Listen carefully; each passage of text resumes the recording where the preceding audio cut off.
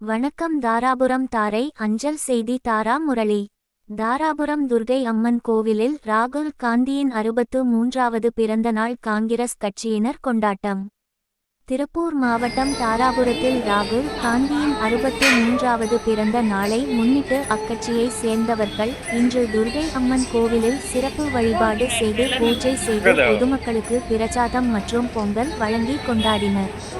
இது குறித்து அக்கட்சியினர் தெரிவிக்கையில், எதிர்க்கட்சி தலைவர், அகில இந்திய காங்கிரஸ் கட்சி முன்னாள் தலைவர், புகழ்பெற்ற அரசியல் நிபுணர் ஹாமில்டன் வகுத்து தந்த அரசியல் நெறிமுறைகள் மற்றும் கோட்பாடுகள் ஆகியவற்றின் இலக்கணமாக விளங்கும் தலைசிறந்த தலைவர், ஏற்ற மிகு இளைய சமுதாயத்தின் எழுச்சிமிக்க தலைவர், அரசியல் பாரம்பரிய மிக்க உலக புகழ் பெற்ற குடும்பத்தின் 4ஆம் தலைமுறை சரித்திர நாயகர், கோடிக்கணக் கான மக்களின் நம்பிக்கை நட்சத்திரம், வருங்கால பாரத பிரதமர் ராகுல் காந்தி பல்லாண்டுகள் வாழ பிறந்த நாள் வாழ்த்துக்களை தெரிவித்தனர்.